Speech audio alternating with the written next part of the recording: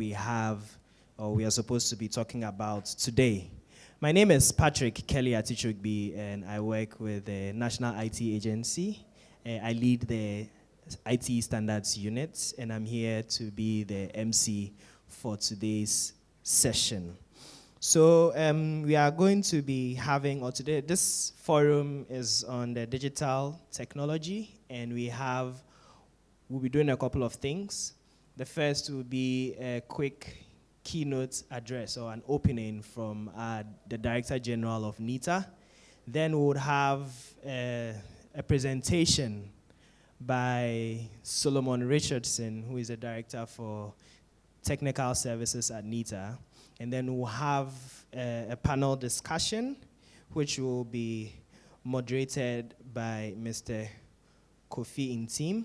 And so the presentation is going to be on innovation at scale, building national digital sovereignty, and creating wealth that stays in Ghana.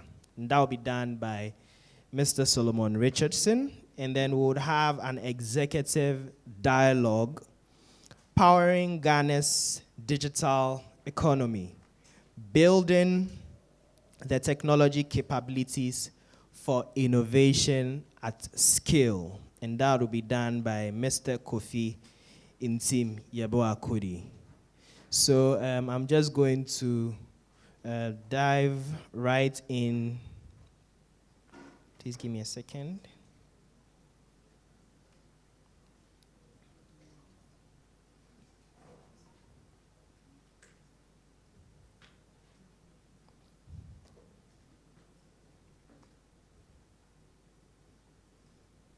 So, okay, we have a few guests coming in.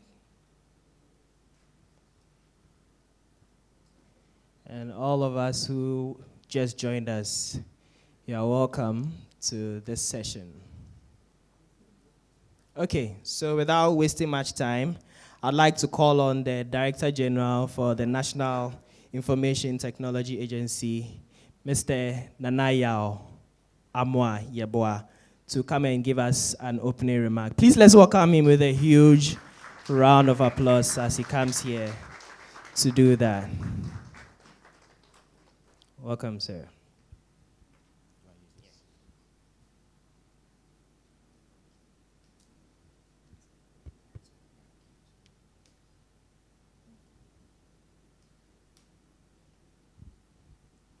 Good morning, distinguished guests, colleagues. It's afternoon. We're supposed to start in the morning. Sorry. Distinguished guests, colleagues, partners, ladies and gentlemen. It is my pleasure to welcome you to the day 2 of the National ICT Week under the important theme, Ghana's digital economy, building the technology capabilities for innovation at scale. Ghana's digital future cannot be built by technology adoption alone. We must develop the infrastructure, talents, platforms, data capabilities, and innovation and ecosystem that allows Ghanaian ideas and businesses to grow from local solutions into globally competitive enterprises. At NITA, our focus is to help create an enabling digital environment, one that is secure, interoperable, resilient, and capable of supporting innovation across government and the private sector. As we pursue a more productive and digitally enabled economy, particularly under the 24-hour economy agenda, our technology infrastructure must be ready to support economic activity 24 hours a day, 7 days a week. Today is therefore an opportunity to share ideas, challenge conventional thinking, and most importantly, build partnerships. I encourage all of us to make the most of today's discussions as we work towards a Ghana that does not merely consume technology, but creates, owns, and exports technology. Once again, welcome, and I wish you all a very productive session. Thank you. Thank you very much. Please, let's do better for him. And we hope we are not just consumers, but manufacturers as well. Okay, so a quick acknowledgement of our sponsors for the National ICT Week. We have Broad Spectrum, Huawei Technologies, GDS Africa, MTN, Everywhere You Go, Margins Group, Smart Infraco, Mingo Blocks, and IPMC. Please let's give these sponsors a huge round of applause. And for our partners, we have, pardon me, one more sponsor, and I missed it. Please forgive me, which is C Squared as well, please. Let's give C Squared a huge round of applause. Yes. Okay. And then our partners, we have HR Tech, IIPGH, and Kweku Tech. Please let's give a round of applause to the partners as well. Okay, so next on our agenda is the executive, is a presentation on innovation at scale, building national digital sovereignty and creating wealth that stays right here in Ghana. And that's going to be done by Mr. Solomon Richardson, Director of Technical Services. Please let's welcome Solomon with a huge round of applause to come and tell us what he has to talk about. You have a seat.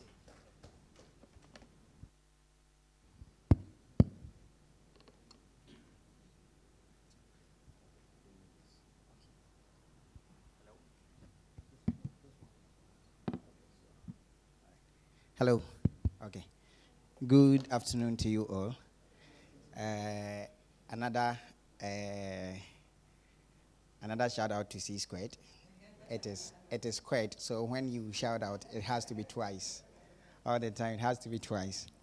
Thank you very much for being here. Today's session is quite deliberate. That we want to look at our ICT sector. We have done a lot as stakeholders over the past 2 decades. We've been working a lot, Michael. From when you came out of school, you've worked a lot of the times and all that. But the question we ask ourselves is that all this effort that we are putting in, the wealth that we are creating, where is that wealth going? And that is what we want to reflect on as stakeholders, for us to think about that, okay, we've done so much to this level. Probably it's about time that we consider moving to the next level where we are deliberate about the policies that we are putting in place, the value that we are creating to ensure that we have those businesses staying in country. So that is the analysis that I will try and then work with you as we go on today. Okay, so some numbers for us to look at and then think around a bit. ICT has become a major growth engine for Ghana, one of the fastest growing sector of the economy. If you look at our indicators right now, ICT sector is one of the fastest growing. If you look at the chart that we have, using the 2025 as Ghana statistical numbers, you find out that let's look at GDP itself. Overall GDP growth is around 6.0 in 2025. However, ICT is growing at a rate of 20.2%. So you can see how well the ICT sector is growing. Now let's even compare the ICT sector with other industries. You see the industry is growing, other sectors industry is growing at 2.3. Agriculture is growing at 6.8. Services, which ICT actually falls under, is growing at 8.1. And then you can see information technology is growing at 20.2%. Now let's say that ICT is part of services. Right now we can consider Ghana's economy as a service economy because the service sector as of now is doing almost 50% of our GDP, about 49.something%. Which is like half of the economy. So you can consider Ghana's economy as a service sector right now. ICT falls within that sector. ICT is doing about 20.2%. so far as growth is concerned. So we said the ICT grew more than 3 times as fast as the Ghana overall economy. Information and communication grew 20.2% in 2025, making it one of the strongest drivers of Ghana's economic growth. Now, so just to back it further with numbers, let's look at the trajectory for the ICT sector. Look at from 2025. So it has been a steady growth from 2025 through the COVID moment till this time. Thank you. That is what we are seeing over here. So 2015, the ICT sector was worth around 2.83 billion Ghana cedis. It has steadily grown to where we have around 16.64 billion Ghana cedis. So you can see that together we have actually built wealth. Together we have actually built that sector very well to this point that we talk. A decade of growth, about 6% increase in real ICT added value over a decade. Ghana's ICT sector has expanded strongly and consistently. The expansion of the ICT sector is structural, and we don't think it is temporal. Because if you look at how steadily it has grown, even through COVID, of course, COVID was one of the things that came about that actually boosted ICT. So we can I don't know if you want another COVID, but but that is what has happened. So from 2.83 billion in 2015, we have grown steadily up to 16.64 right now in 2025, a journey of sustained growth. So let's look at what Oxford Business Group, in a study they did, what they are saying. They are saying that Ghana's ICT sector will be worth around 5 billion in 2030. 5 billion. Currently, we are around, if you look at it from 2015 number, permit me to use that, then we are going to see, we are currently around 16.6 billion. But they are saying that in 2030, the ICT sector will be worth about 5 billion. 5 billion in Ghana cedis is about 50 billion. Let me use just 10, the exchange rate of 10. So that is about 50 billion. Now 50 billion, but we are around 16 billion. So you see that room of growth that we have. But who is going to own all this growth that we are going to churn out if the projection comes through? That's the question we should be asking ourselves as a sector. Who is going to own that? 1 billion and then a potential of that. Oxford Business Group, their report in 2024, as I said, listed that we're going to get 5 billion, supported by government initiative, a dynamic startup ecosystem, and a continued improvement in digital infrastructure. If the market becomes 5 times larger, who owns the business? Who owns the platforms, the technologies, the IPs, and the value that is created out of it? Now, let's look at what GSMA also said. Now, GSMA is saying that if government should put in the right policies, this is what we're going to see. They are saying that if government is deliberate and put the right policies in place for Ghana's ICT sector, we are likely going to see a potential additional economic value of $3.4 billion added to the sector. And if they make the right policies, that ICT become more vibrant, ICT can also contribute about 10.5 billion to the agri sector. And then to the manufacturing sector, about 15 billion, and that of 5.8 billion for. So then that means that, yes, we have seen ICT is growing very well. We've seen the numbers, we've seen the fact, but there's still more room for improvement. We can still do better as an industry, as stakeholders. So the real digital opportunity is not ICT alone. It is what technology can do for the rest of the sector. I think that, and I agree, the ICT sector is very dynamic, has grown a lot. But it's about time that we are deliberate in the other sectors of the economy. What is happening in the edu-tech sector? What is happening in the health tech sector? What is happening in the agri-tech sector?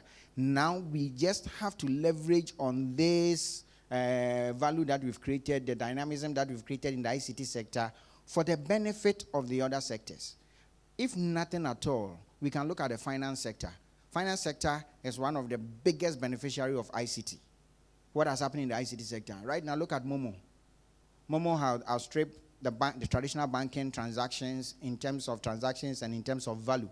And it's just because of the technology that we've pushed in there. So then that means that if we are going to look at the value we've created in the finance sector, we can replicate that within the other sectors as well. Agri sector, health sector, and educational sector, we can create more value over there.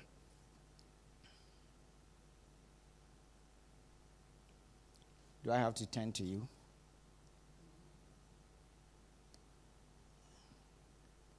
Okay, so this is some additional, statistics from the GSM as well, that Ghana has built coverage, of course. The next challenge is productive adoption. Infrastructure has expanded very well. GSM is estimating Ghana could increase unique mobile internet users from 13, but I think we've even gone past that. Yesterday, I did another presentation. The numbers that we are showing, internet penetration is around over 30 per the NCA's. My NCA colleagues here, Kofi, per their numbers that they were showing for June 2026, that as at now we are doing around 30 point something penetration and then all that. So we've even gone past what they are estimating. Now we look at it that Ghana's ICT sector is no longer simply telecommunication. And we can agree that, probably about a decade ago, when you mention ICT, telecommunication was quite prominent in there. But as at now, we're having the issue of cloud coming up. We are having the issue of data center coming up, and then other aspect of it coming. Not stronger as we want it, but mostly it's moving from telecommunication to a digital ecosystem. A digital ecosystem. So right now, MTN, for instance, at some point in time, if I heard right, that MTN was now considering themselves as a technology company, but not a telecom company. And that is where the world is going. I can attest myself to China's ecosystem, where right now almost all the big telecom companies in China are cloud service providers. They provide software as a service, platform as a service. They are even making more money from those sides than the traditional telecommunication business that they are doing. So that is what we are talking about. Connectivity, voice, SMS, internet network is what we all know. And then ICT 2.0, we look at digital services, where we look at mobile, broadband, mobile money, payment, enterprise IT, digital government. So maybe Ghana is somewhere around doing quite well at 2.0. Now when we get to 3.0, you can see Ghana also in there. Fintech, cloud, not very strong when we talk about cloud. E-commerce, I wouldn't say that very strong. Cybersecurity, yes. And then now DPI. Government is now pushing a lot around DPI. Then ICT 4.0, where we are hoping we want to get to the intelligent economy. AI, advanced cloud, data economy, and data economy, we need to take it very, very serious. That is where we are able to do a lot of the money. Digital identity, trust services, digital product, and then local IP. So the ICT 4.0 is where Ghana is hoping to move to right now. So the nature of the opportunity has changed right now, and then we also need to innovate. We also need to change as stakeholders.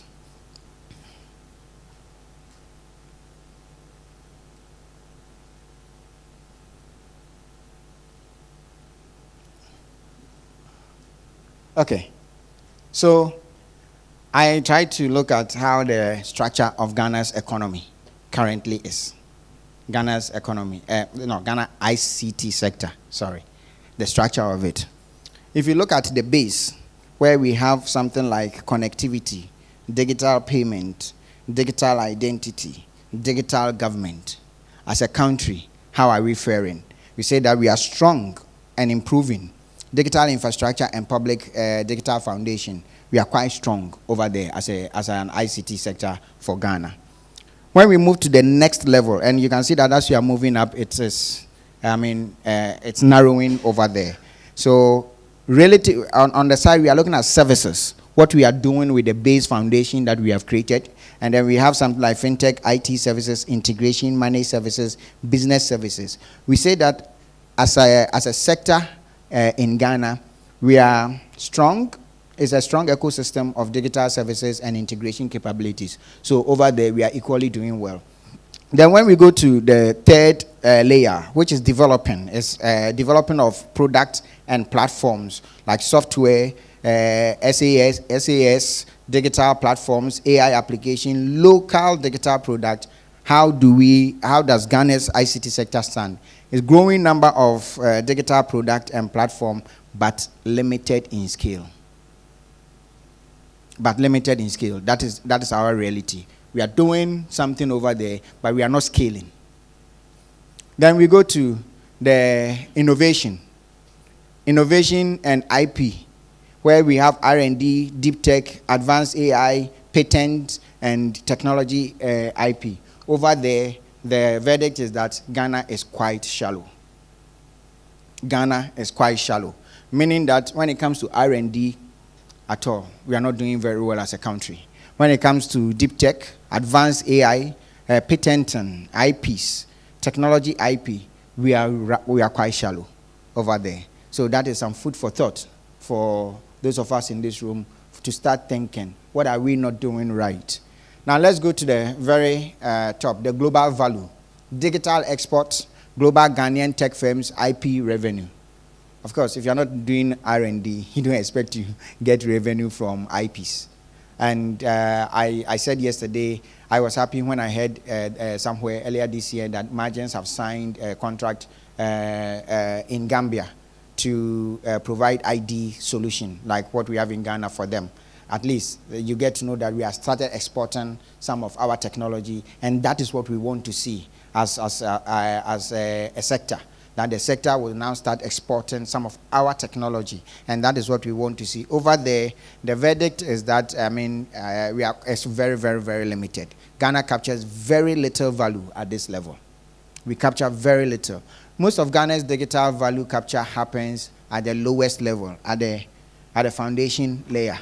And the country must build greater capability higher up the value chain, and that is where we will now see real value in this economy. Ghana has built the foundation. The next frontier is climbing the value chain. So probably all the way up to the third layer, we need to strengthen the third layer, move to the fourth layer, and that of the fifth layer.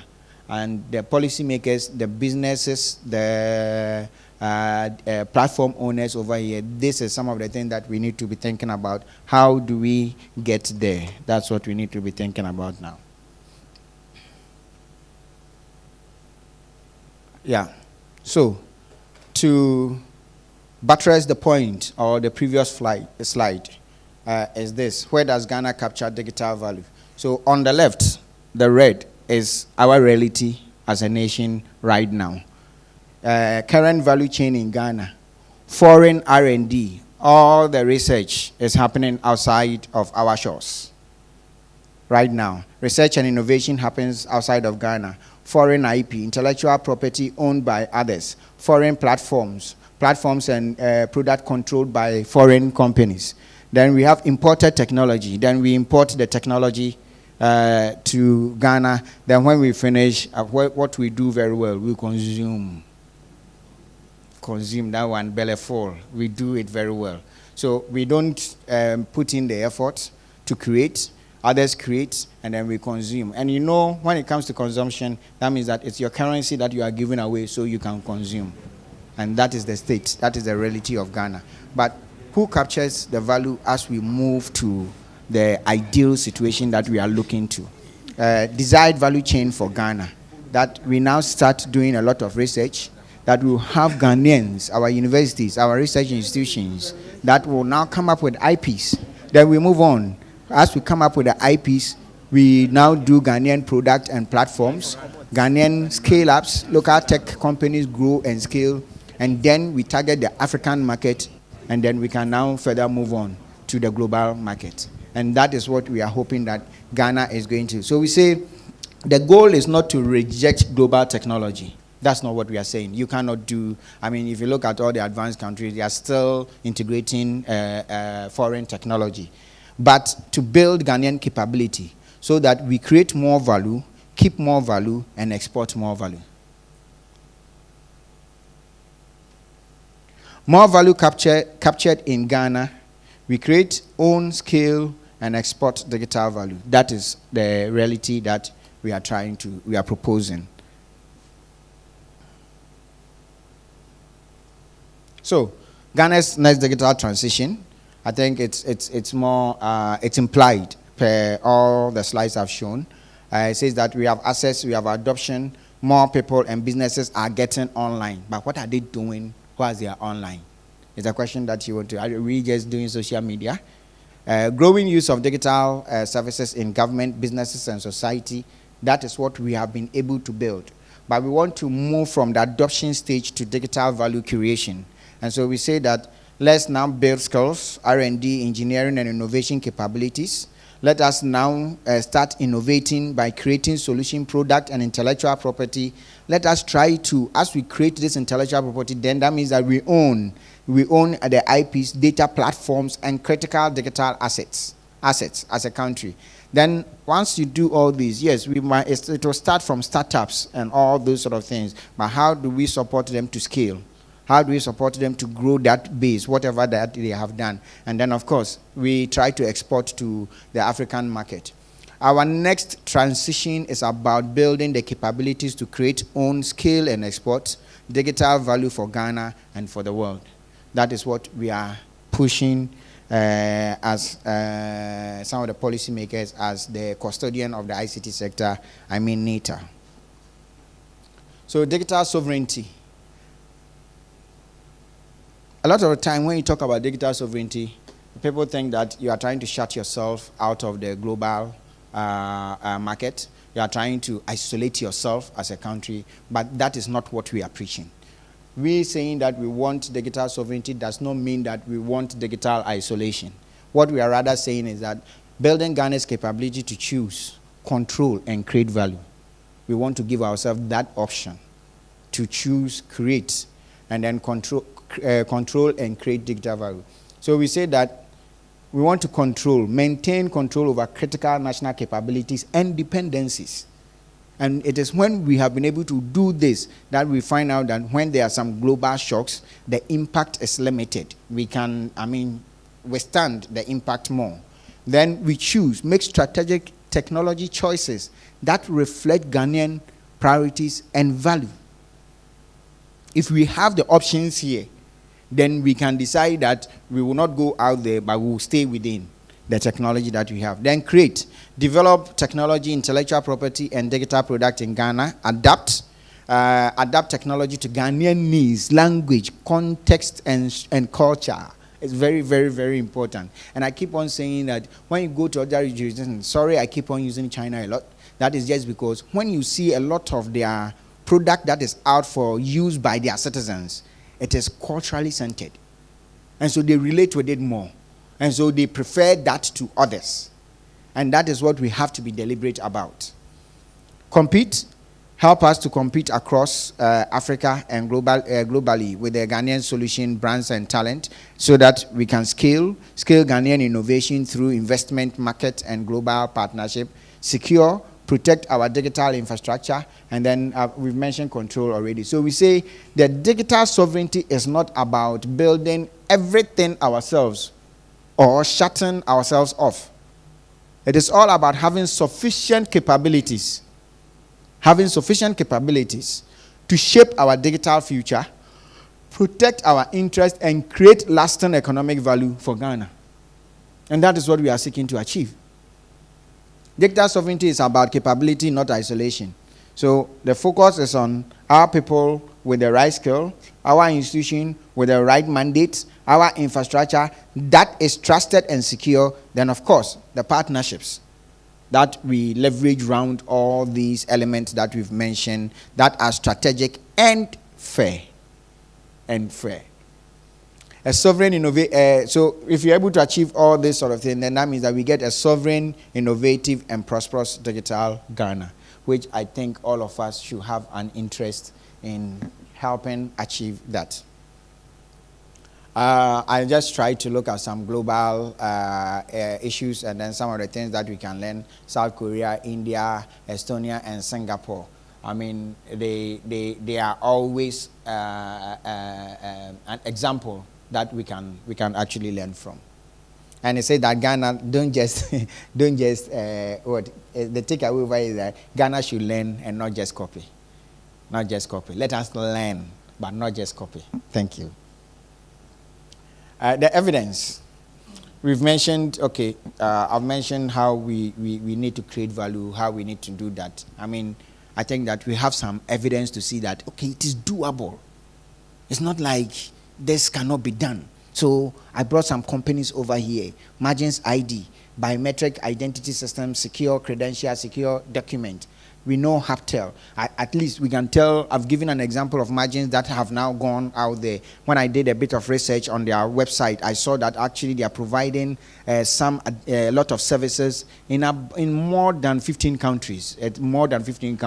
So that means that they are exporting services and technology already. I saw Haptel and I saw that Haptel, unfortunately, they haven't gone that much global, but locally they've built the platforms that, I mean, they have a lot of subscribers and a lot of businesses onboarded. So M-Pharma, we know about the M-Pharma story, pharmaceutical technology, medicine, supply chain, healthcare, Farmline. All these are local, indigenous companies that are doing very well that we think. So look at margins. They are talking about 18 million. Of course, that is what they've done over here. Haptel, about 7,000 businesses that they've onboarded already. M-Pharma, I mean, they are in multiple African markets. Farmline footprint reported across 50 countries.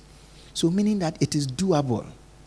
But we are saying that, can we look at having more, about 100 of these across Africa and other global jurisdictions? That is what we are pushing for. And we have to be deliberate about it. We have to want it. We have to yearn for it. And then, of course, Second Stacks, they are doing something very, very interesting where they are trying to interconnect security exchange in countries. And that is value that we are creating from Ghana over here. So this is just to give you a picture that yes, there are Ghanaian companies that have already started. What can the government do? What can the sector do? It is a collaborative effort, not just one person who is supposed to do this.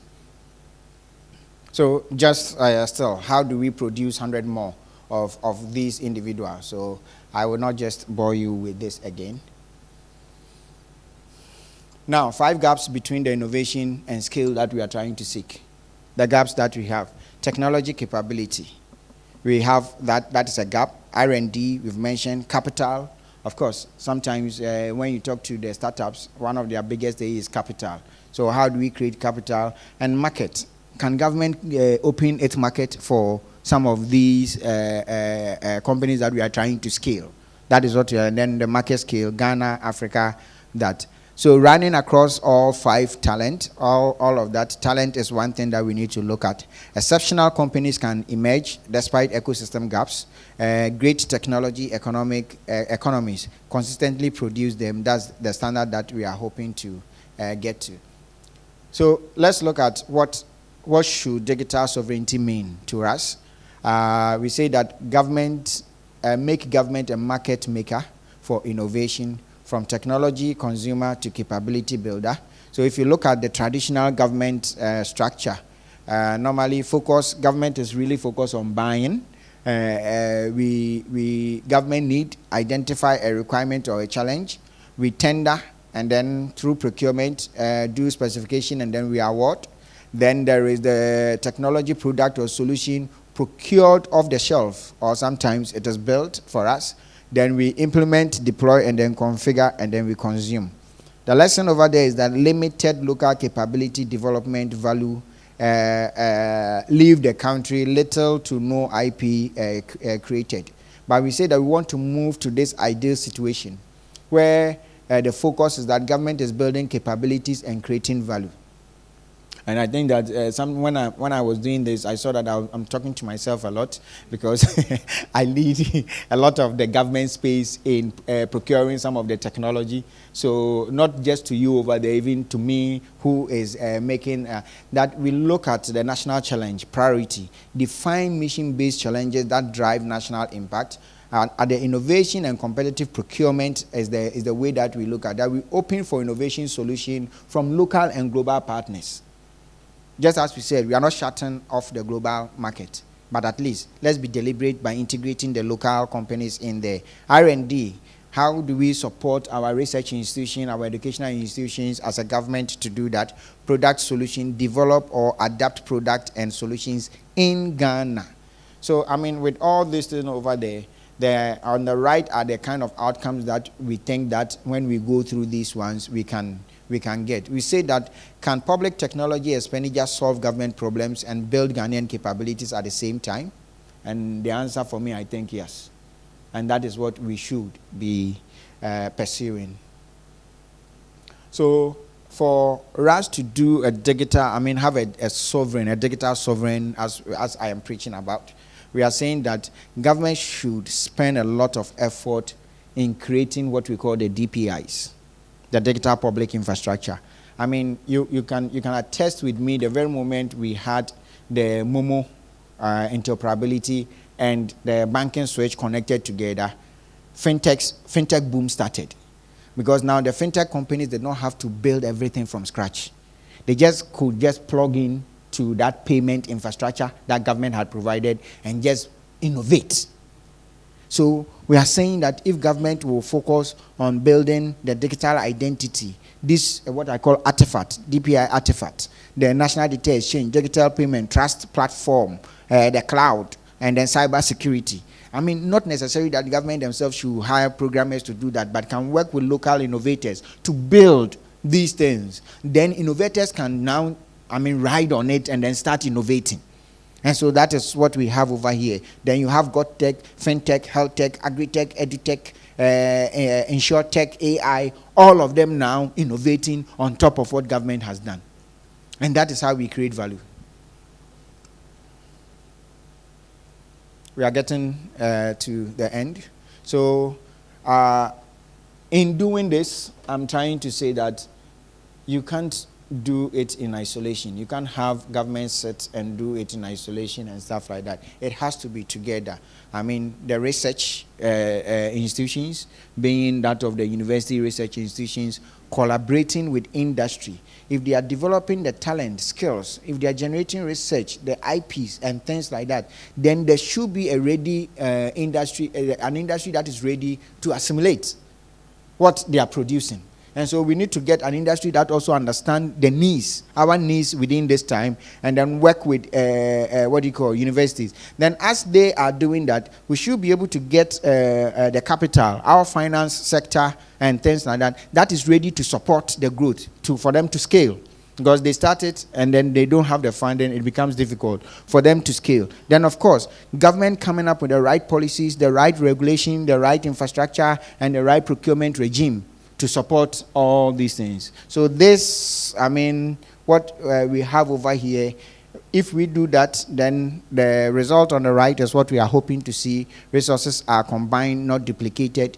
Innovation scales faster and goes further. Ghanaian solutions reach Africa and the world. And then there's that shared success that we can handshake on for all these actors that we have identified.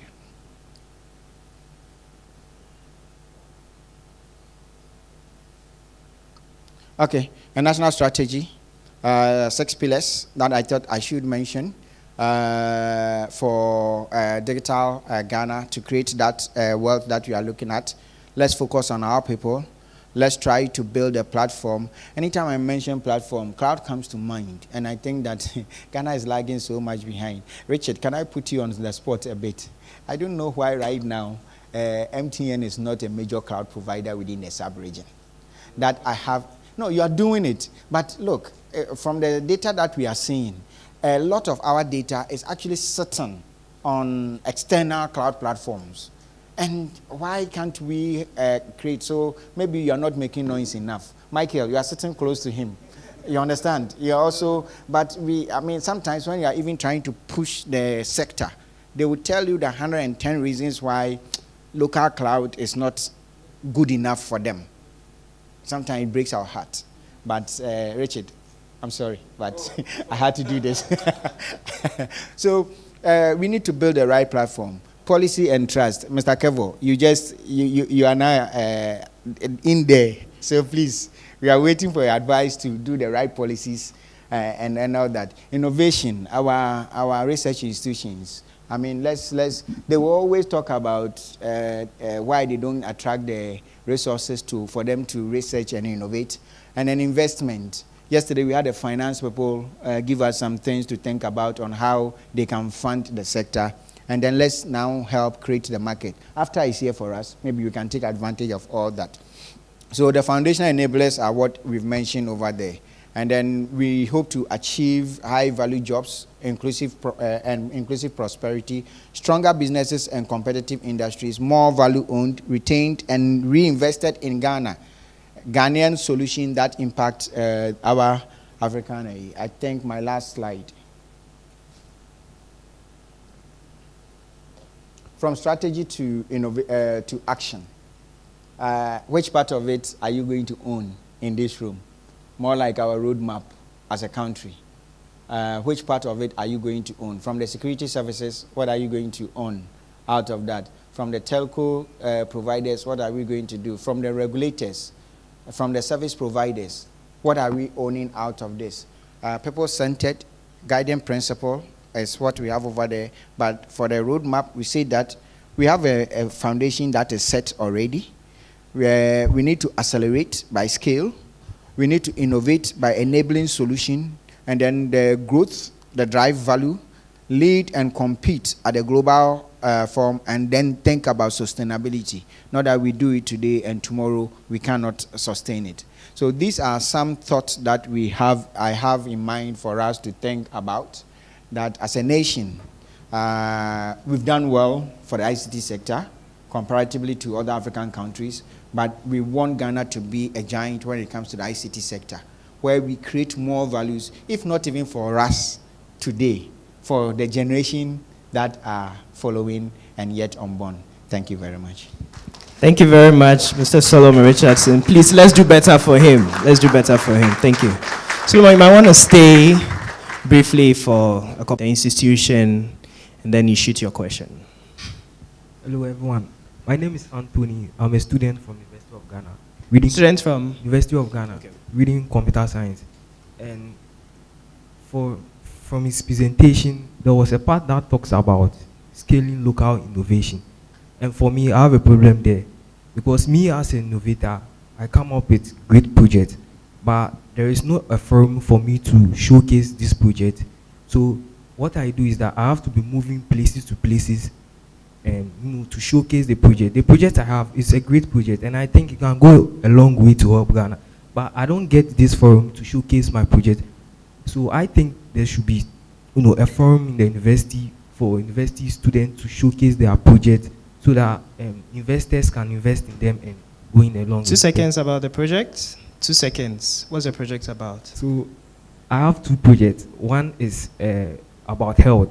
So it allows people to upload their lab results, get it in simple terms, and it also translates it in local languages for them. And I also built a chatbot where it allows users to input their if they've seen any symptoms, they go in, they type it, and it gives them recommendations. They can also book a schedule with a doctor. That's the project I'm working on. And also have another one that detects fraud, and scam and phishing. Yes. Thank you very much, Anthony. So, Solomon, you want to? I think that is the whole essence of ICT Week. It's one of the things. As you sit in here, you can see people from industry who are here. At your campus where we are giving opportunity for exhibition over there, where you can exhibit some of your innovation for people to see and then know what you are doing. That is one of the objectives for the ICT Week.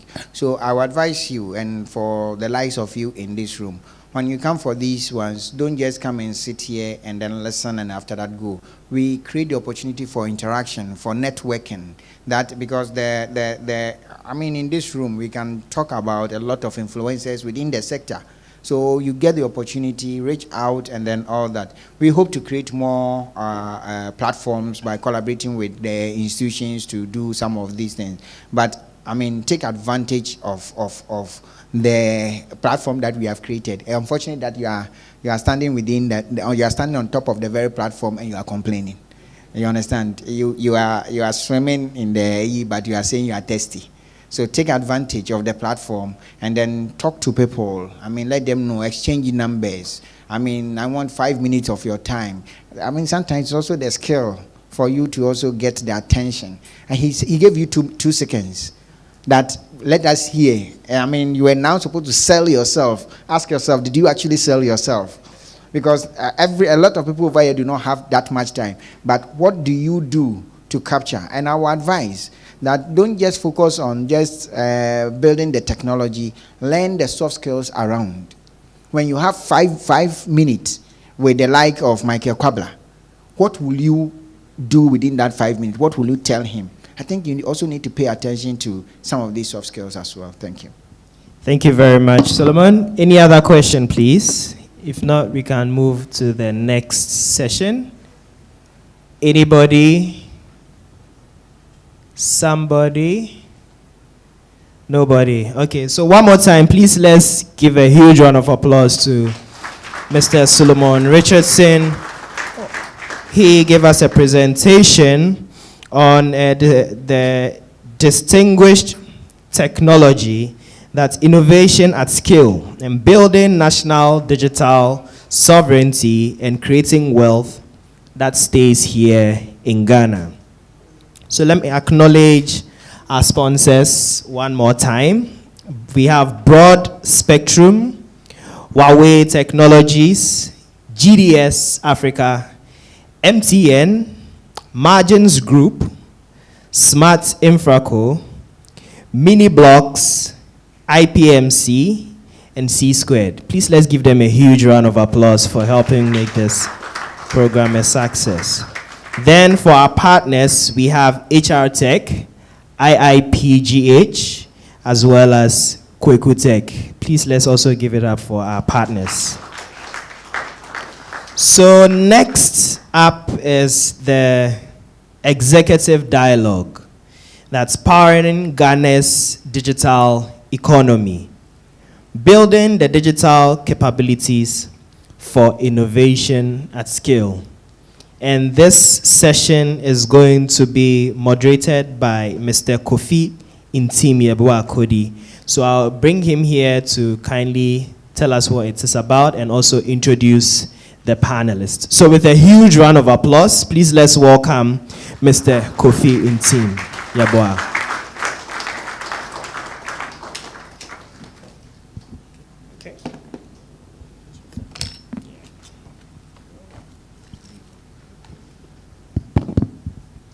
Right, good afternoon, distinguished ladies and gentlemen. I think I want to acknowledge the presence of the chair of NITA, the CEO of NITA, the immediate past CEO of NITA, and currently the technical advisor to the Honorable Minister for Communication and Digital Technology, and all other protocols observed. So it's a great honor and privilege to moderate today's executive dialogue at the Ghana Digital Technology Forum.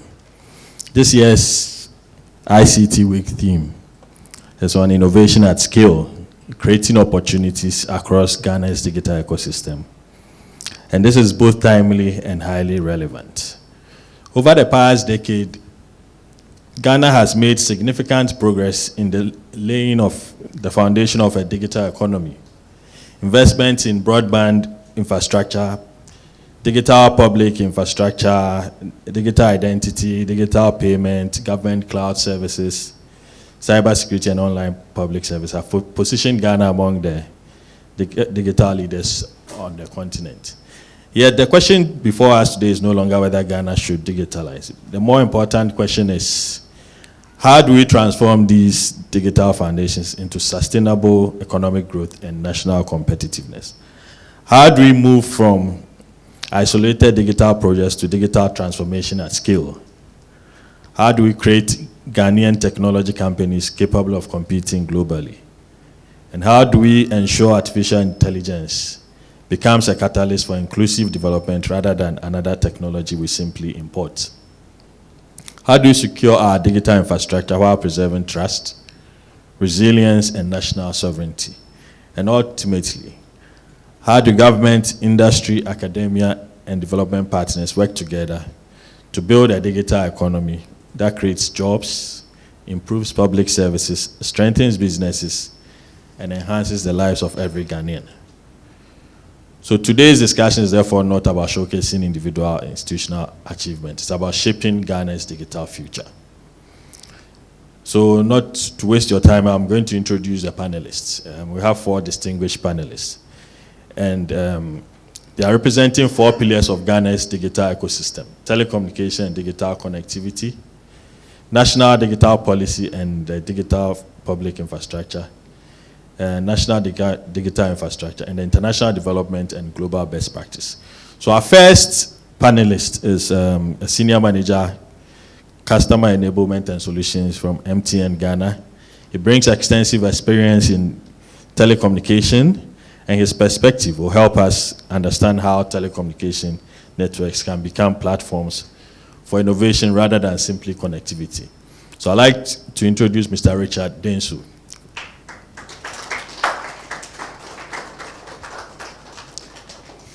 Second is the immediate past Director General of NITA, and also the current technical advisor to the Honorable Minister.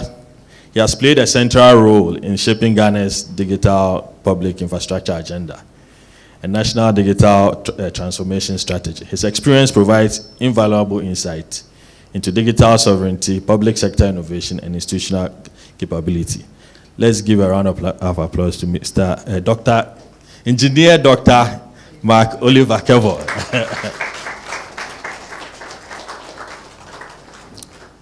Okay. The third is the CTO of Smart Infraco. He leads one of Ghana's key national digital infrastructure initiatives and brings deep experience in telecom, in fiber infrastructure, cloud computing, cybersecurity, and infrastructure resilience. And that's Mr. Michael Kwabla. The last but not the least is a senior digital specialist from the World Bank Group. He advises governments around the world on digital transformation, institutional reform, and technology governance, and brings a valuable international perspective to today's discussion. And that's Mr. Stephen Davenport.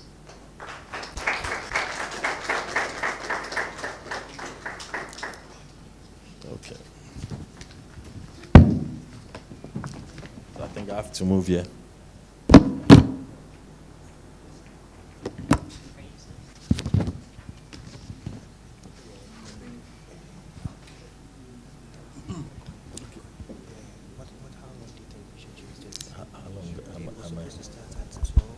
So I have a shorter period. So I'll speed up. Okay. All right. So welcome, panelists. So rather than asking unrelated questions today, the discussion will revolve around a single strategic challenge. That's if Ghana is to innovate at scale while maintaining control over its digital future, what practical actions, partnerships, and investments must we undertake over the next 5 years to build indigenous technology capabilities, secure our digital infrastructure, and advance AI sovereignty? So most of the questions will revolve around this main.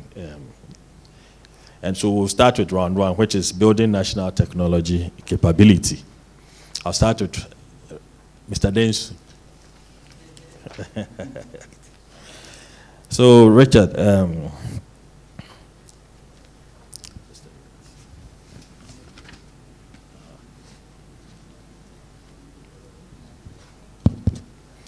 So technology infrastructure has historically been the backbone, or telecoms infrastructure, sorry, has been the backbone of every successful digital economy.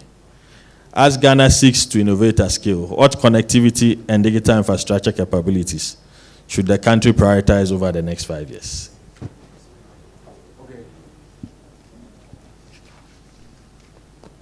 Good afternoon. Yeah, usually when you sit by the moderator, I get the first question. Of course. Okay, so what kind of digital infrastructure do we need in place for the next 5 years? Let me use this analogy. If you are talking about a digitized Ghana, you can look at it like a computer. If Ghana becomes like a computer, okay, the infrastructure you need to build a computer is the same that you need to digitize the country. So what do you see in a computer? You see compute, central processing unit, you see storage, you see connectivity, you see, what again, security, and then users, okay, the devices that you use to access. So taking it, let me take them one by one like that. So if you look at compute and storage, then you're talking about data centers. So it becomes very critical for Ghana to have quality, well-stocked, if there's any word like that, well-equipped data centers. Currently, we have about 6 to 10 data centers in the country. The commercial ones about six, but they are not at the scale that can support today's needs. And most of them, including ours, is typical metal case with spaces for racks. Okay, rack spaces that you can bring your server and put in. If we keep it like this, it means people like the students who came forward would not be able to do anything. So we must cloudify it, we must put in the compute, we must make it able to support AI workloads and all of that. So that is very critical. Data centers, very critical component of what we want to do. And attached to that is the power needed to keep it alive. Usually when we talk about digital infrastructure, we don't add power, but it's a core component of it. Okay? If the power that we need today, because of AI, the power that is required to power data centers is not child's play.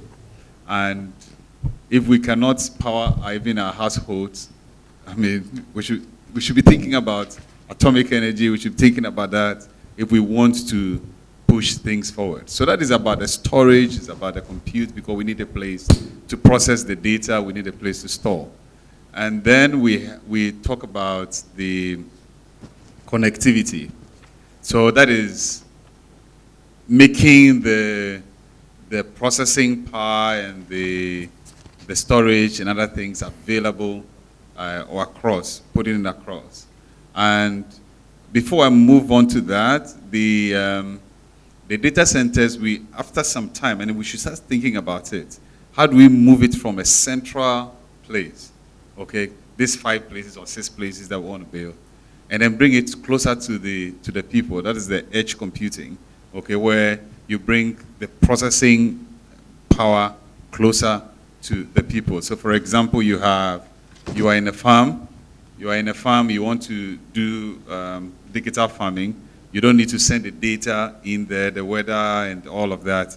It can sit closer, either in the device or in the farm there. So that's what we think about. Now, the connectivity, we're talking about the mobile connectivity. There's the local last mile, and then the regional connectivity, wireless, fiber, international connectivity to connect to the exchanges. And I'm excited to say that a question was put to me. I should have spoken about it when I was talking about the data centers. Today, and I'm happy to tell you that we are actively installing a local cloud infrastructure as we speak, MTN.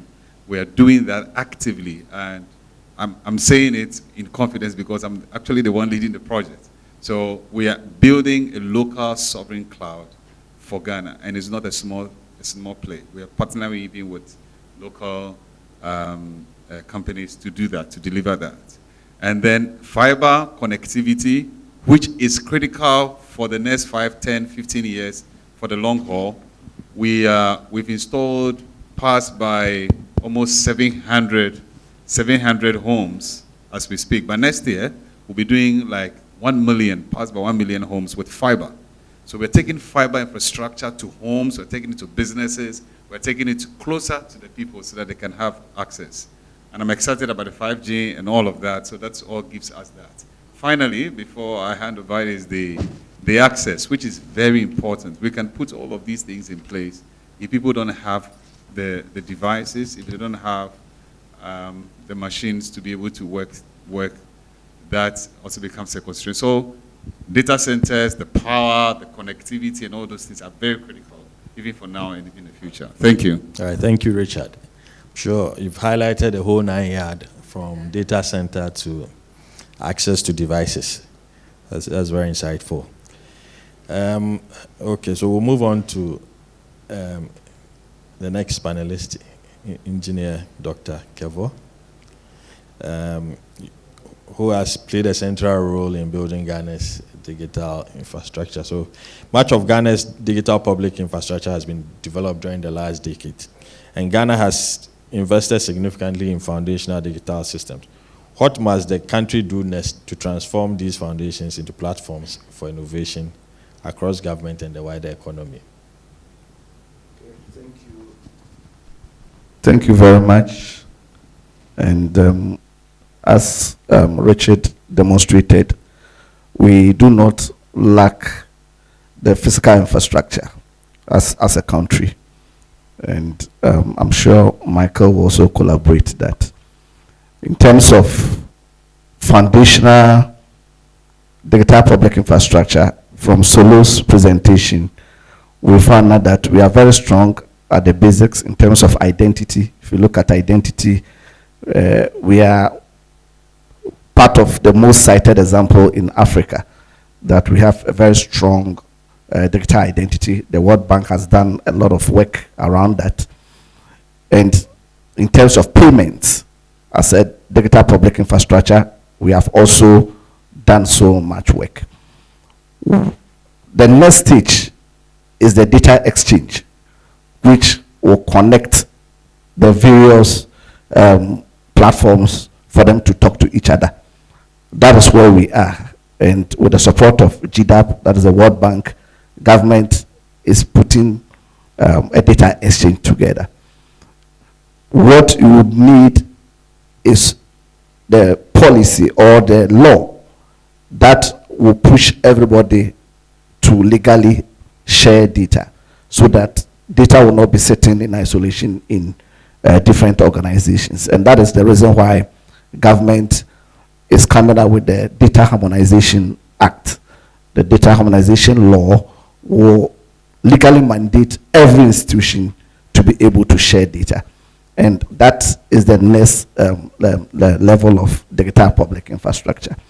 Once that is done, a lot of other consequential applications will run over the data exchange. For example, in terms of consent, now there will be power given to citizens to be able to control who has access to their personal data and who can share their personal data. So in terms of consent management and all that, all those ones will become consequences of the data exchange platform. And government is on its way to get there. Thank you. So if I'll summarize what you said, the next level is having a data exchange and putting in place a data harmonization bill. Right, thanks. And Michael. The data harmonization bill is already work in progress. It's currently at cabinet level. There's a cabinet memo at cabinet. Cabinet is considering it. Then it goes to the Attorney General for drafting, and then it goes to Parliament for it to be enacted into law. Okay, so we're at a very advanced stage with regards to that. Exactly. What about the implementation of the data exchange? Yes, that is what I said. With the support of the World Bank, I think there's been an advertisement Okay. It is going through the various stages of procurement. Okay. Yes. Okay. All right. Thanks. All right. So, Michael. Yeah, public. Facilitating public sector networks. Sorry. So I'll move to artificial intelligence. AI, cloud computing, and data-intensive applications will play unprecedented demands on national infrastructure. I mean, if you look at the evolution. So does Ghana currently possess infrastructure capacity required to support innovation at scale over the next decade?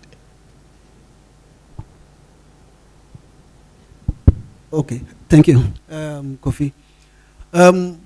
For me, I would see Ghana to be like in a transition phase or something, yeah. We have some basic infrastructure that can help us in our journey to having the AI. Okay, let me take them for one by one. For instance, for the data centers, you mentioned about 6 data centers. Yeah. We have tier 2, tier 3, and tier 4 data centers. Almost all of them, he mentioned 6 or 7, are in Accra. It's only NITA that's having a tier 2 data center in Kumasi. When something happens in Accra, what we do? We are all doomed. So we need to look as a country, how do we locate or install these data centers? One critical thing about a data center is how do you have systems of computing power to process the data that the AI needs? If you look at the AI, he mentioned it requires power. It's a very, it needs incredible high power density. It needs a real power. So it generates a lot of heat. In the data center, the normal air cooling cannot work on AI. You need chilled water, chillers, like what NITA is having at the NITA data center today. NITA is having chillers, 1.3 megawatts capacity, about 2 of them. That can be expanded to 4. We have cooling towers. It means that we have some level of infrastructure. Okay, we have the tier 4 data centers that can also do that. We have to look at all that. Then we need cyber security to also be ready. If you look at cyber security, we are doing extremely well. Last year, I think in the global cyber security index, we scored about 99.7. We are the best in Africa today.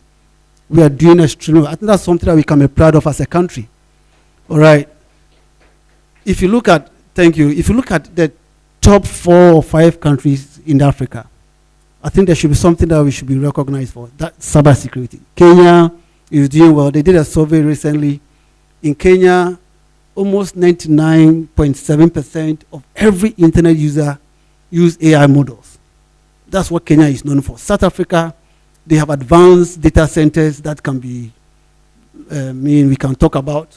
If you go to Nigeria, if you go to Egypt AI, recently they launched their second policy on AI 2025 to 2030. And in the sub-region, they are the one providing AI for Arabic language researchers. So I think we are somewhere, okay, we are not too good. If you look at even connectivity, fiber, today we have fiber that is mostly Eastern Corridor. Last year we did this transform, we have fiber on the Western Corridor. Then we have other company, private institutions like C-Square investing heavily in fiber. We have broad spectrum, but we are not there. We need more fiber. Then we need to have something like data protection. We need clean data for the for AI. So we need proper regulation to manage our projections that we have on AI. Thank you. Thank you. So let me probably add something. In our journey to this AI, in terms of people, I think we are not doing bad at all. We have policies like the 1 million coders. It's a great policy that will move the generation to be at a level where they can understand AI, they can use cloud services. We have the Accra Digtal Center. Marvelous. It's doing extremely well. we need tech hubs. The young man from Lagos, if we have tech hubs across the country, he can go there and showcase whatever he's developing, all right? And you have solutions. You have people, because these tech hubs will work with the academia. They will work with startups. They will work with big OEMs like Huawei, like Ericsson, like Nokia. And we will get these young people having their solution developed further. Thank you. Thank you. So I guess we're on the right path, but a lot of work has to be done. We need geographical diversity for data centers, reliable and adequate power, compute power. So I mean, we're on course, but a lot has to be done. Yeah. Okay, Stephen, you have worked with governments across different regions of the world on digital transformation. What lessons can Ghana draw from countries that have successfully moved from isolated digital projects to coordinated economy-wide digital transformation? Can you hear me? Okay. No, I might be the technical person on the panel that's not really going to talk about technology as much. So, what strikes me also in terms of technology in Ghana is the infrastructure is largely in place. It has been for a while, but why do things not progress like we'd like? It's not always, and we wanted to stay practical, so governance and politics is always an issue. So how do you reduce fragmentation? How do you get all the ministries and parts of government to work with Honorable Minister and before yourself on solutions? I think one thing that in the donor community, to be honest, there is a working group on tech, but I think it needs to take it to the next level, maybe focus on some particular thorny issues that are important to average citizens of Ghana. So I think a sector orientation around technology that Solomon mentioned is really important. I think agriculture, we're having conversations around agriculture, energy, education, roads, infrastructure. So why do we need all this technology for AI? Why do we need the telecom? Like, what is the impact of those reforms? And then the big one we never talk about, well, we talk about it a bit, but how do we really engage the private sector in innovation? And to be honest, procurement is a challenge, right? How do you make it attractive for these small and medium enterprises to do work with government? In the US and the UK, they had a lot of success by creating fast-track programs, easier methods for small and medium enterprises to do business with government and bring innovation. Often it's universities for sure, but it's also people that spoke just earlier, small companies that don't have the wherewithal, the resources to fill out 100-page RFPs and bid for business with government. So how do you make it more attractive for some of these innovation centers? How do you find the next Waze? How do you find the next Google? How do you find the next, because in the US it all started with one or two people, eBay, things like that. So how do you loosen the restrictions on procurement? And often it's not so sexy and it's politically complicated, but how do you unlock some of that potential? So I would say, and then the enablers, we're all very eager to see the new policies and regulatory reforms to also unlock that. So it's the infrastructure and the technical aspects are in place or will be, and we're financing some of that. But how do you, the enablers, how do you fix the governance? How do you introduce new and more updated policies? And then how do you unlock procurement so that you get the best out of the vibrant private sector in Ghana and not always get the same 5 to 10 vendors that we always see? So how do we open that up so innovation can really thrive? I know that might be, just to keep it practical, but also complicated. Thanks. All right. Thank you. All right, so we need to create value out of what we are doing, create an enabling environment for SMEs to do business with government. That's very insightful. So in summary, we need, Ghana has done a lot, but there's a lot of work to be done. There's some infrastructure in place. If you look at the digital public infrastructure, there's a lot of work that has been done. We are going towards a digital exchange, putting the right laws in place, but we need a lot of work to be done to also take advantage of the AI revolution, AI, cloud computing and all that. And SME, they are very important in this discussion. So that's well noted for the first session. For the second section, we're looking at building indigenous technology companies. So I'll start, who do I start with? Should I start with Richard again?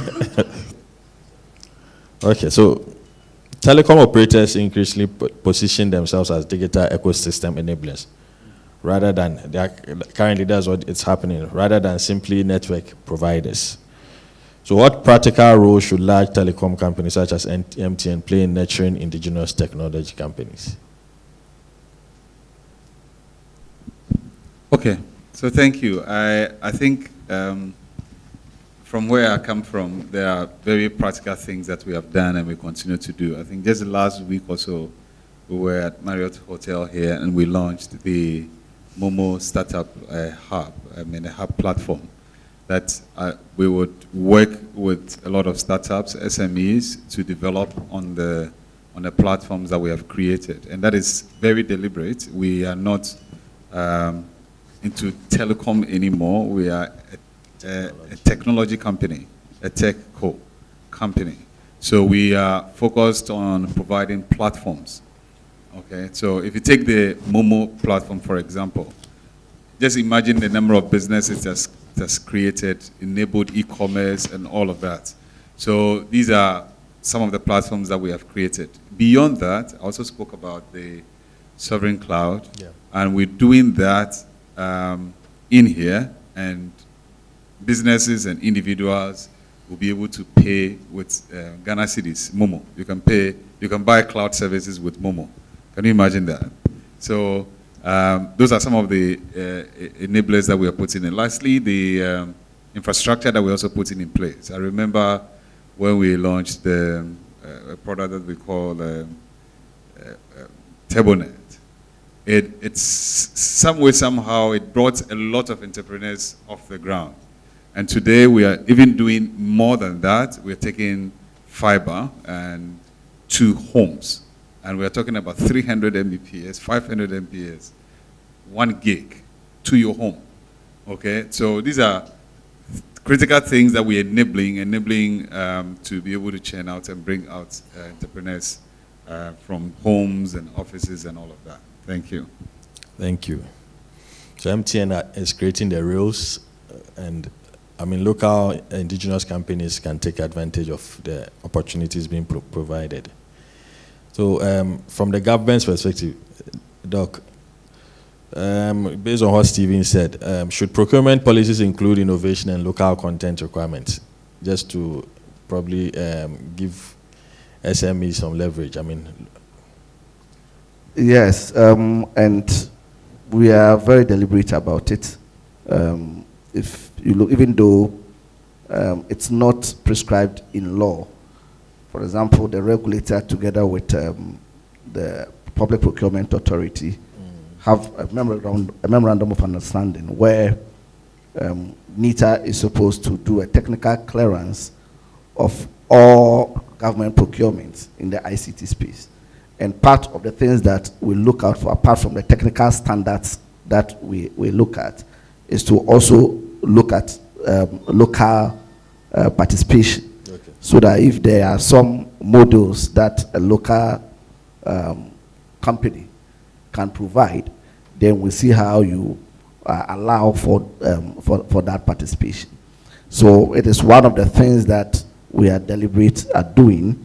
If a local company can provide the same service, we look at that first before we look beyond other places. Beyond that, there's also a local content bill. I don't know whether it has been passed into law, which is not ICT sector specific, but it is multi-sector, that also looks at what percentage of government services must go to local service providers. So these are all some of the things that government is looking at in order to make sure that the value that we are talking about, we tap it here. And it fits into the digital sovereignty agenda. When we talk about digital sovereignty, it is also about letting your own people own the platforms and letting them control the data that they generate. Else, we become a digital colony of other service providers, other big techs, and so on and so forth. In the process also, we are developing standards for big tech, you know, and it is meant to be a regional agenda that even though Ghana is leading it, the Ministry of Communication, Digital Technology and Innovation is leading it. It is expected that other country member states adopt it. And this big tech standards is also to make sure that these big techs do not take advantage of African countries. For example, in terms of monetization, you know, most of the things that happen in Ghana, there are a lot of content creators and all that. In other jurisdictions, big techs monetize it for them. In Africa, there's that discrimination. So we are coming out with standards to make sure that all these local digital content creators also have their share of the value that is being created. Refreshing to know that measures are being taken to leverage or encourage local indigenous companies to also thrive in that space. And I'm also happy to hear about the regional efforts to in engaging big tech, because it's, in my opinion, I think it's more effective when it's a regional effort, like how the EU operates in terms of laws against entities in that space. So that's refreshing to know. So Michael, although we've heard from Richard, what infrastructure barriers currently prevent Ghanaian technology companies from competing internationally, in your opinion? There are many challenges and bottlenecks. Let me pick, for instance, the fiber is one of the key underlying infrastructure for our AI and our digitalization. From the telecom chamber, even from NCA, on annual basis, we have not less than 8 to 10,000 fiber cards. And it costs a huge amount. We spend $50, $60 million to restore this fiber infrastructure. All right? This money that is being spent on this fiber infrastructure could be used to even put in more infrastructure to develop the industry. All right? We've been talking about Dig Once policy, you know, for the past 3 or 4 years. It's not in place. We've not been able to implement it. It's a huge challenge. And that's what I think the government should look at, all right, and making sure that we have this Dig Once policy. I want to give a typical example, that I'm not taking it personal.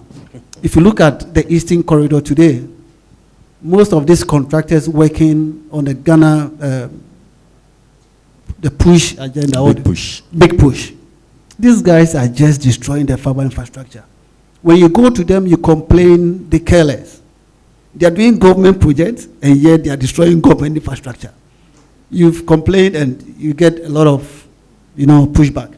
So we must have a conscious effort to protect the fiber infrastructure that we have in the country. All right. The next thing that probably I will talk about is power. All right. If you want to develop your AI and digitalization infrastructure, you need power. Most of these countries having AI, because they require power, they site the AI data centers close to nuclear centers, nuclear sites, hydro sites, renewable energy sites, because you need more power. Here today, Ghana, just about 1 to 2% of our grid power is from grid energy or renewable energy. We need to make conscious effort to invest in that area. We have a lot of sun. We need to do a lot of investment in that area. One thing that I also want to talk about is we have a lot of frameworks, legal documents that can guide us, but we don't use them. We don't use them. And I'm very proud about cybersecurity because recently I heard they had issue with ORC, Office of Register of Companies, where they bypass the usage of a tier 1 cybersecurity service provider to use. Look, you can have innovation in your journey to digitalization, but you must make sure that you follow the right processes and the regulatory frameworks. And they were fined heavily.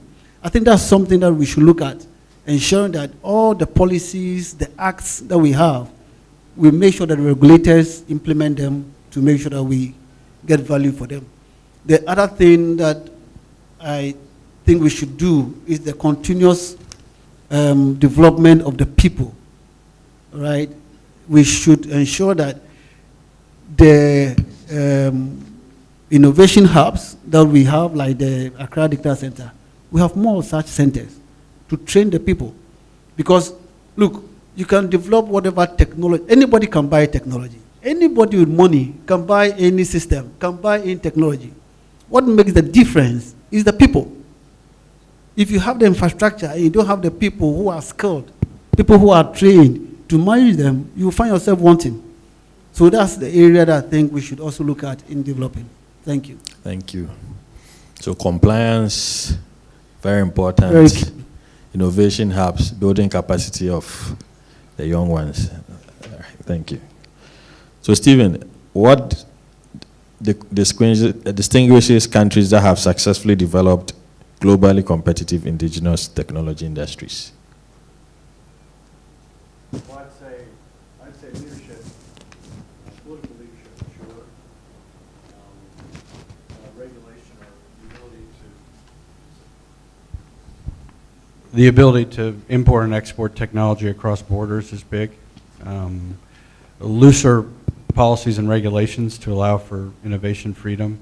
And then again, the ability on the procurement side for small, high-growth companies to incubate themselves in the Ghanaian, keep the money at home, right?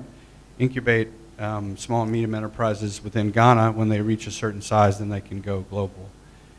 Because in procurement, we're always looking for the big vendors that have the 7 years worth of financial statements and they're of a certain size. So competitively, it's a disadvantage. But if you incubate those firms within the ecosystem here, they have a better chance to spin off and work regionally, as you say. On the skills side, I have to say, we do a lot of skills training, but then people forget, right? So how do you turn skills training into career development, right? Placement in jobs. So it's all about jobs. If you grow small and medium enterprises, you can generate jobs. You keep the money at home. If you're going to train people, also provide career counseling and placement services so that it equals jobs. That's going to be more durable than just general training programs. And also donor coordination. You know, some of the responsibility is on us, right? We need to listen to what government wants to do and coordinate. And that's not always the case. So, you know, part of it is a strong donor community and a strong leadership that says, here's what we want, and having the donors respond to that, not drive in their own direction. I think that is a challenge, yeah. All right, thanks. So leadership is very important, regulation, protecting your local industries, and I mean, eventually it will create jobs for you. Thanks.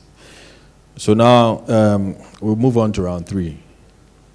As on artificial intelligence, AI, sovereignty, digital trust, and national security. Artificial intelligence perhaps represents the most significant technological transformation of our generation. So, Richard, I should change it.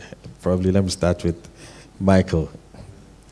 You've said a lot about cybersecurity. What cybersecurity risk concerns you the most in the era of AI?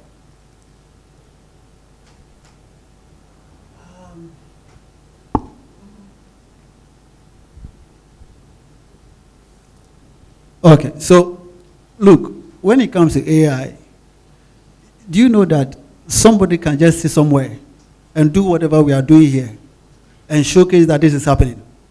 Yeah. And it might not be real. You know it can happen. So, but how do we ensure that we protect this kind of AI development. So for cybersecurity, we need to have what we call digital forensics. All right, it's not just to probably prevent people from doing whatever they are doing, but we need to check.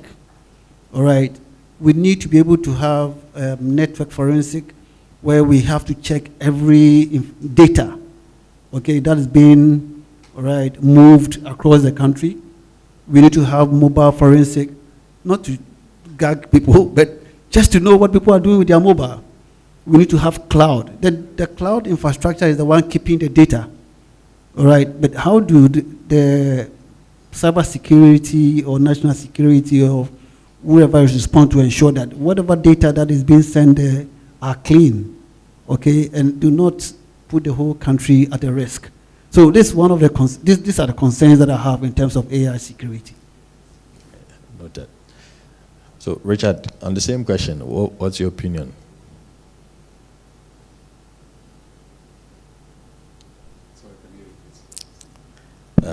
What cybersecurity risk concerns you the most in the era of AI? Yeah, this one is a big question. You know, recently we all heard how AI themselves have become an issue. Yeah, you see how APIs are being used all around people. I mean, it's really become a complex thing. The things that we are building, the systems, the financial systems that we are building, the apps we are building, the APIs we are developing, all these are points, these are touch points for cybersecurity issues. And when it comes to AI, the AI themselves, okay, people can create, so we're going to have viruses, AI viruses, if I'll put it that way. So it's a big thing, actually, and we need to have proper discussions around it. Okay. But I think I want to congratulate the Cybersecurity Authority. They're doing fantastic work, very active in the sector. Thank you. Unfortunately, I don't think they are here. Oh, okay. Yeah. Doc, so what should AI sovereignty mean in practical terms in Ghana? Sovereignty is about control. So right from the underlying layer of AI, that is the data, we should have control over our data. And that is the reason why government is spending to digitize about 100 billion records. I'm sure you've heard about that. The work at PRAD, that is ongoing, to digitize about 100 billion of our records. Okay. So once we have control over our data, once we have our sovereign clouds coming up, once every data being generated in the country is retained in the country, then we have control over it. AI products that are developed over it, we have the benefit of capturing the value first before other people. We don't want to fall into the trap of the old economy where we have raw materials that we create and then we ship it out. They are used to, they are refined and used to develop products, and then they sell it at high value to us. We don't want to get into that trap. So government is getting it right by making sure that we have control over the data that we are creating. And beyond that, in terms of the challenges and the risk associated with AI and all that, it's part of the discussion with the big techs. In terms of AI algorithm transparency, we are discussing with the big techs to make sure that when you profile people, the people should have control to deprofile themselves. We want to also make sure that there are automatic detection of child sexual abuse materials online. You know, now because of language barriers. For example, if you come to Africa, we have over 2,000 languages. But in terms of AI inclusion, there are just a few of the African languages that are included there, making it difficult for online moderators to flag sexual abuse content, hate speech, and all that. Yeah. So in terms of developing the capacity of moderators and NLP that is sensitive and relevant to the African context. We are pushing that more languages are included so that we have moderators in there, so that if somebody is speaking Twi online that is sexually abusive material, then it can be flagged and then it could be pulled down. Okay. Already the government has spoken about age limitations on access to certain sites and content and all that. And beyond that, other jurisdictions are also doing AI labeling. Every media that is created by AI must be clearly labeled as AI generated. China is enforcing it. The EU is also enforcing it. It is enforced at the metadata level and at the fiscal level, so that people don't bring a forum like this out to show to people that this is what is going on. Meanwhile, it is AI. It will be clearly labeled as AI so that the consumer is not deceived. In the era of deepfake, as we enter elections, somebody can present the president or a presidential candidate as saying things that he's not saying. Yeah.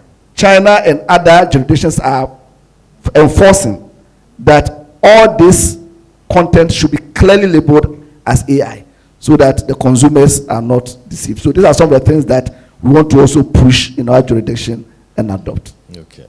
So take control of your data and develop AI models which are native to your space, and also clearly classify the data as AI or not. Thanks. So Stephen, I always look at international perspective when it comes to you. So what lessons can Ghana learn from international AI governance frameworks? To be very frank, it's early days. So a lot of our client countries have developed strategies, but implementation of those strategies is the hard part, right? So Ghana, big launch, very successful, high visibility, a lot of momentum. What do we do now, right? So we're eager to build institutions, right? So the the way it was developed in Ghana was successful. The process, how it built that institution to be number one. Let's follow that process. Maybe it's not the cyber institution itself. Maybe AI needs its own department, its own staff, and its own growth trajectory. And then one of the values of us is we can also introduce Ghana to other countries that have done similar things. So without us in the room, how do we get countries to talk to each other and learn from one another? That's happened in cyber the other direction. So Ghana is a good example for other African countries on how to do cyber. Maybe we need to go to Estonia or other countries to learn about how AI emerged. But it's early days, it really is. But then we want to see what the implementation plan is, and for sure it should be localization, like you say. How do you make it African, right? And that means the multiple languages. How do you keep it at home and make it relevant? And then how do you build the institution to be sustainable? Because when donor funds are over, how does it continue?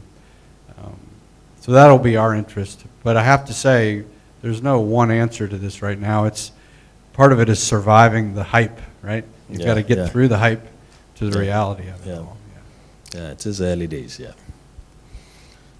All right, thanks for very insightful answers to this round. Now we'll move on to the fourth round, which talks about talent, research, and institutional readiness. So every successful digital economy has one thing in common. Am I running too long? 5 minutes? Okay, last round. So this will be our last round. We don't have enough time. So let me rush through. So, Doc, we're looking at talent. If you invest in technology and don't invest in your people, it becomes a challenge in terms of implementation. So how should government strengthen institutional readiness for the next phase of digital transformation? Yes, so we all agree that technology is 20%, the people is 80%. Exactly. So we need to continuously invest in our people. And in terms of capacity building, already we are talking about the 1 million coders program where we are training The aspiration is to train within 4 years 1 million youth in digital skills, in 21st century skills, not just programming, but digital skills. People think it's very overambitious, but I think if we want to get there quickly, that is what we need to do. And again, in terms of the regulatory institutions, it's one thing getting the training, which we are always very excellent at doing. The other thing is the retention, where I used to be NITA. Over the past 2-3 years, we have had very high attrition rate, where we train the people, they get the relevant skills, and then by the next year or two, they are leaving. You know, and for the past 3 or 4 years, over 50 people had left the institution. You know, so we must also look at a retention strategy, where these technology institutions are not seen as the regular civil service that we see. Else we endanger these regulatory institutions, and you know, the private people they regulate are, you know, big techs and people with the ability to pay their employees very well. So we risk regulatory capture, and now they would rather be controlling the space rather than the regulator leading the space. So government must think about these institutions and restructure these institutions well, and model them around a 21st century technology institution, and not look at it as the regular public service or civil service structure.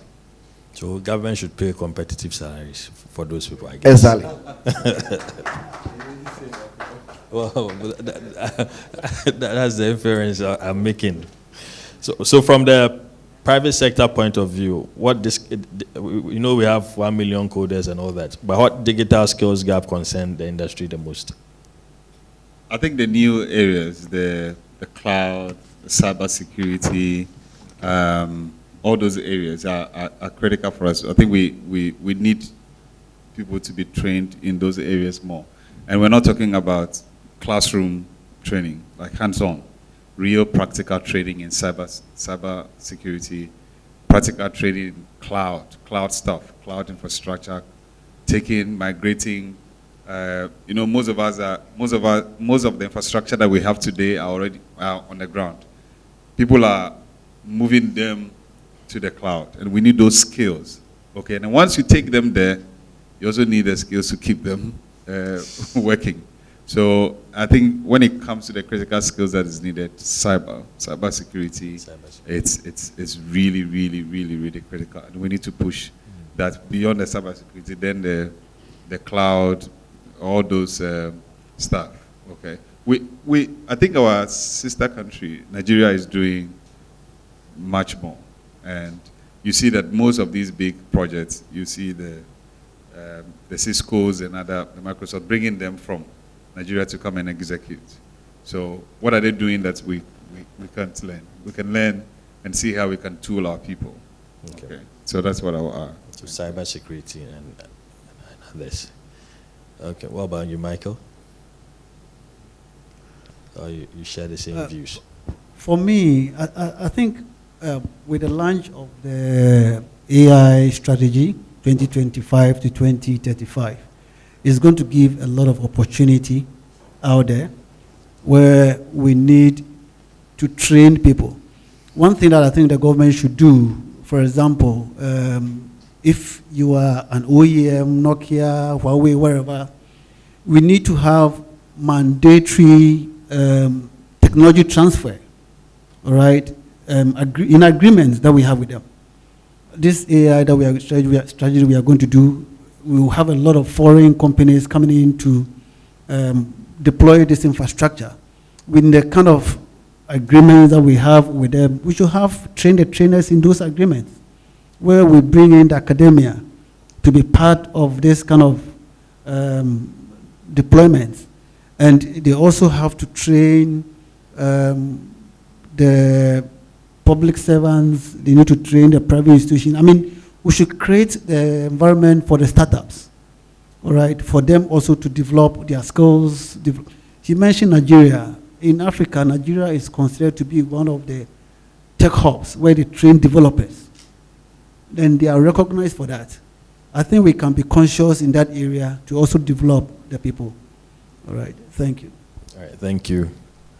And last question, Stephen. What institutional and educational reforms have proven most successful internationally? It sounds like I have all the answers, but I don't. You know, I think it takes time, but you want to embed these types of curriculums in the university culture, you want to create HR profiles and university course curriculum that will sustainably create these types of skills over time, and that takes a while to integrate that, and technology changes fast. Use the assets that you do have. Ghana has some good universities for sure, and the Kofi Annan Center is very good. So I would leverage the institutions that already have a track record for doing this, and then add the job creation aspect.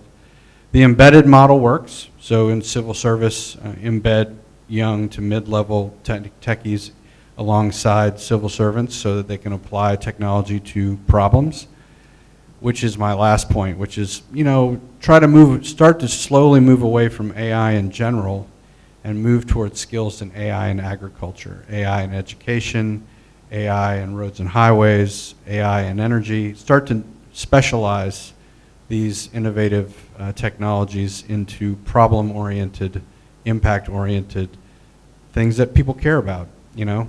And if you want to end dual track system in education, how can technology help with that, right? If you're trying to diversify agriculture, how does technology help with that? How does it determine disease before crop disease presents itself? Like get it closer to the problems, not the kind of the theory, but get it closer to the actual problems that people have. And then you'll actually create careers and create nuanced skills that people really want to pay for, right? Do you want to pay for a general AI expert, or do you want to pay for one that does agriculture AI and crop detection, right? That, I think we need to get, and that's normal for skills to go from general, excited, everybody's excited about blockchain, to what does it actually mean practically. I think that does take time. And it's not just a Ghana thing, this is a thing, you know? Okay, so leveraging on AI and technology to develop various sectors of the economy. I wanted to ask, do we have enough time to ask, to allow the general, to the public to ask questions? How many? Like, just about three. Okay, so 3 questions from the public. You can ask the panelists. Please give me the mic. Okay, so please let's give them a huge round of applause. Yes, thank you very much for this session. We are going to have the quick Q&A. The microphone is here. So please, if you have a question, you can kindly walk to the microphone. We'll try and have about 3. I see one gentleman standing up already. Do we have 2 more? Do we have 2 more? Show by hand. Question? Question? Okay. So kindly tell us your name, your institution, and then shoot your question, please. Thank you very much. My name is Kwesi Etuahe. I work with the Cybersecurity Authority. And gentlemen, congratulations for an insightful discussion. Special thanks to you, Dr. Kevo, for making time to come. My, first of all, point of information, also perhaps for your usage. Today, the Cybersecurity Authority actually fined Ernst & Young today 360,000 or so, yes, correct, for operating without a license. So the regulator must be in a position to be able to buy it, just for point of information. My question has a basics. The foundation for the digital economy is, one of them is the internet. The biggest usage of our people in this country on what they use internet on is TikTok. I think MTN recently even put out a statement on it. We need to, as a matter of importance and perhaps national security to be able to understand what, how, and what it means for our people to be prospered in this space and in the work that they do on TikTok. Quite recently, we had to start an engagement of media people, especially content creators, because of the nature of things some of them were putting out and the quantum of views it was generating. So since we have a number of regulators and also MTN on the desk, it is important that at our level if we can commence some research into these matters, it will be useful to understand how we can position TikTok as come to stay, how we can position it well such that our people can make the right gains from its usage. Thank you. Thank you. I guess that was a comment. Would you want to make any comment on that? Any reaction? All right. Thank you, Kwesi. Any other person? Are there any other questions? Okay, I see none. So I want to thank the panelists for an insightful discussion. Very much appreciated. I mean, from what I've drawn from it is that Ghana has made a lot of strides, but there's a lot more work to be done. And listening to them too, we have to put in place measures to protect our industry and find ways to create jobs and also make a deliberate effort to build the capacity of our people. So I want to thank you for making time for this session. Very much appreciated. It's very insightful and an eye-opener. Thank you. Thank you. Thank you very much. Please, you can. Please, let's stay here for a quick group photograph. The moderator and then the panelists. Yeah. I agree. 100%. I 100% agree. I like that. Thank you. Great.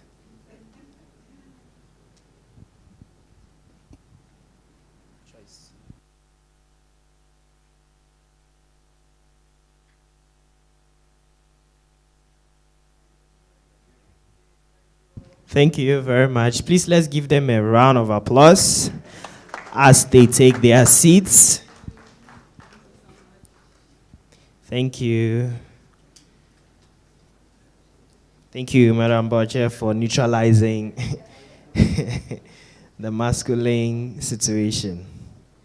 Okay, so this brings us to the end of today's session.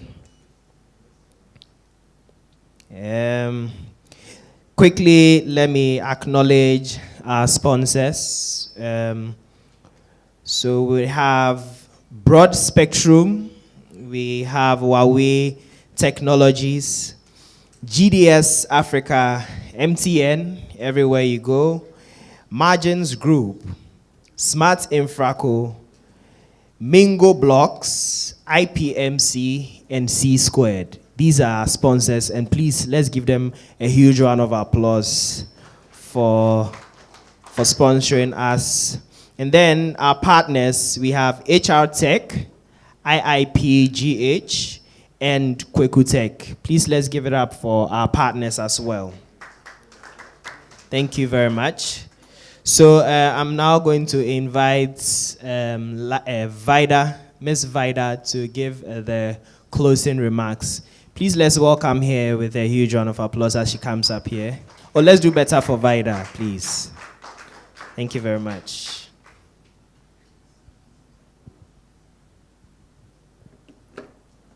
Hello, good afternoon. Hi, my name is Vida, and I'm here for the vote of thanks. So, on behalf of the Board of NITA, the Director General, and the entire management of NITA, we say a very big thank you to everyone for making your time here. And a special thank you to our distinguished guests, the panelists. In fact, you were here before the program even started. We say a very big thank you to you for that. And we apologize for the late start of the program.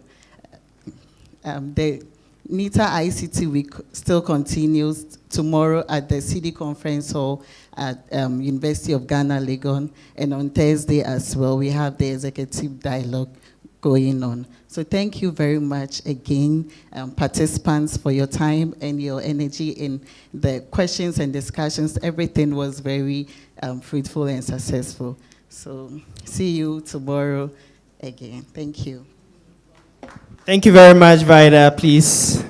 Thank you, thank you. So I'm told lunch is ready, and this brings us to the end of today's session. Like Vida said, the program continues tomorrow.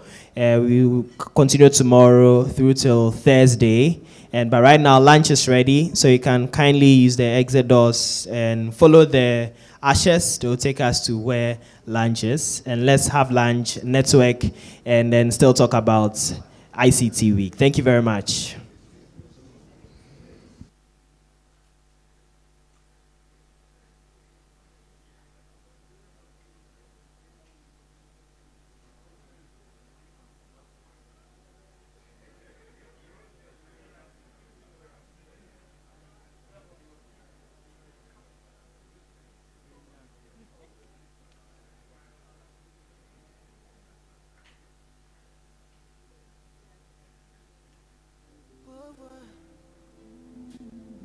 Oh no, yeah, yeah, yeah, yeah.